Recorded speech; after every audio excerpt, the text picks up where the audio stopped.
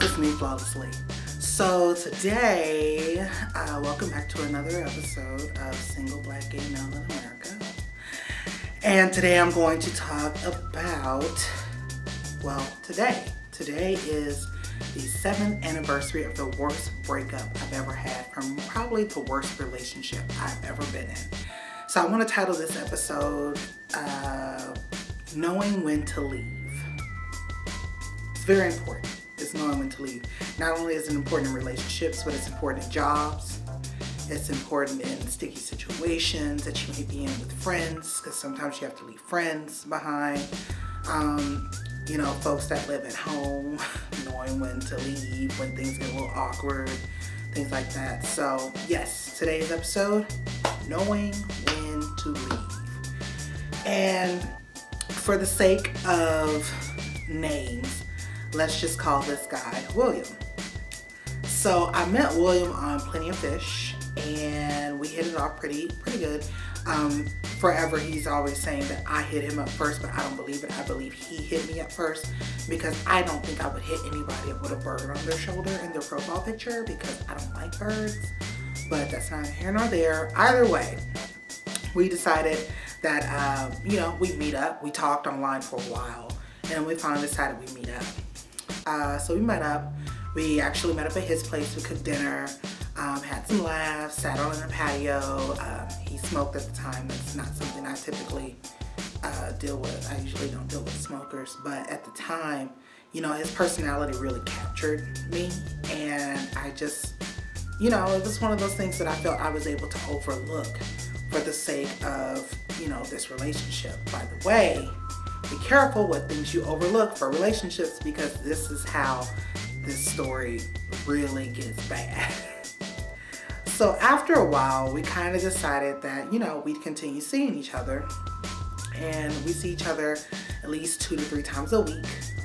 And then it got to the point where I basically was almost living there. And I mean, it was great for me because, like I said it before, I think I might have said it before, but sex isn't everything. I'm more of an intimacy type person, so I want the cuddle and I want the hugging and the touching and things like that. I can handle everything else by myself. But that's the kind of thing that I'm there for. That's what I want out of the relationship. And he did that. He provided that for me. He provided that for me so well that I became kind of hooked. And to this day, I still have issues sleeping alone. But I guarantee you it's better sleeping alone than sleeping with somebody you probably shouldn't be with.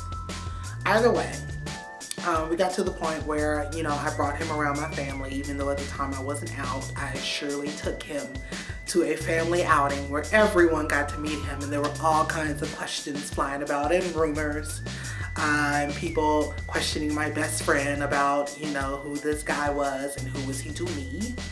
And she just basically said, that's not for me to tell you, talk to him. But either way, nothing ever came of those conversations because everyone just kind of kept it to themselves. But yeah, I invited him to my family. My family knew who he was. My job, like my boss had met him because she was wondering who was this person that was really like kind of taking over me, or not taking over me, but I was a little more cheerful in the office than I normally would have been. I'm usually really a stickler in the office, and business, and that's that. Play is for outside of work. I've gotten better about that, but that was me at the time. So things just kind of went on. We cuddled at night, and that was my thing, and that was every night. Eventually I got the keys to the apartment, and mind you, I kept my own apartment. That's a tip. Keep your own place until you know it's real. Until there's a ring on your finger, keep your own place. You never know.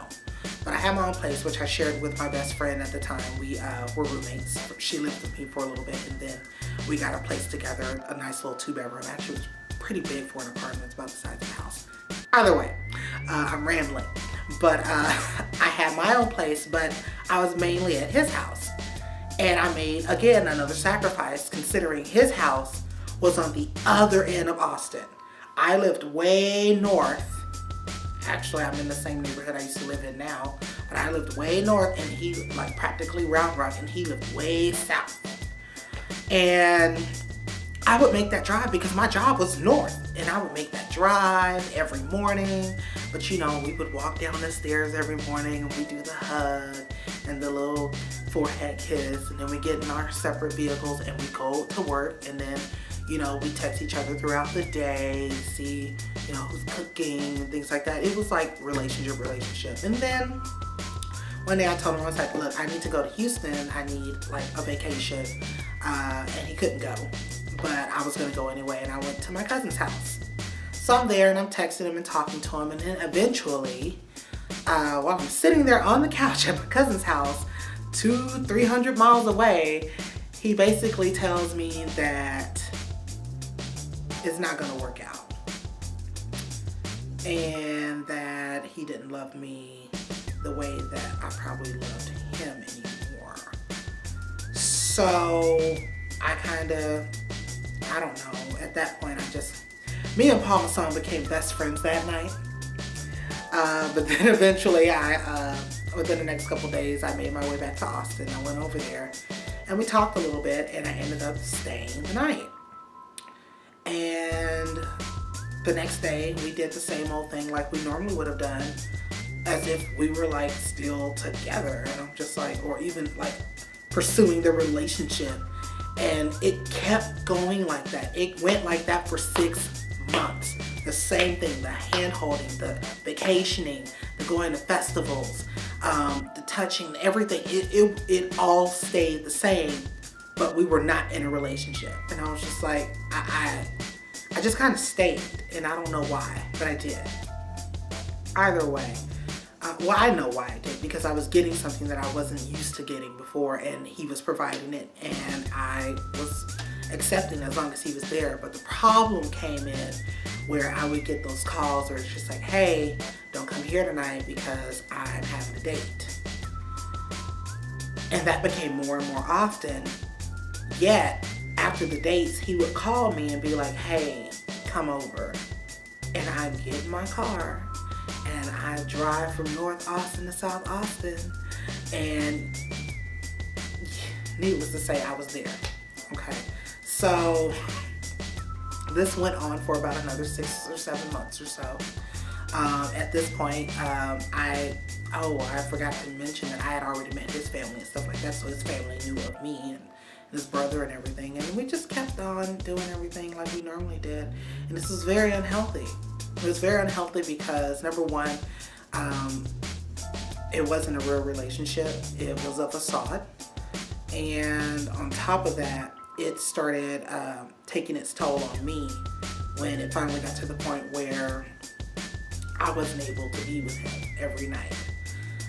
To the point where it started affecting my work life.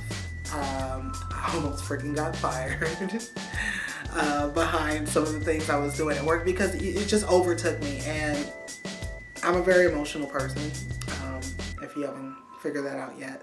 So I wear my emotions on my sleeves.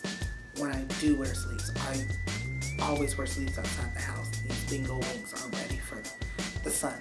But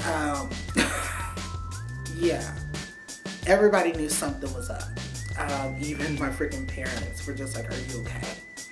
And then it got to the point on March 15th, 2010, I gave him back those keys. And I said, I'm done. I can't do this anymore.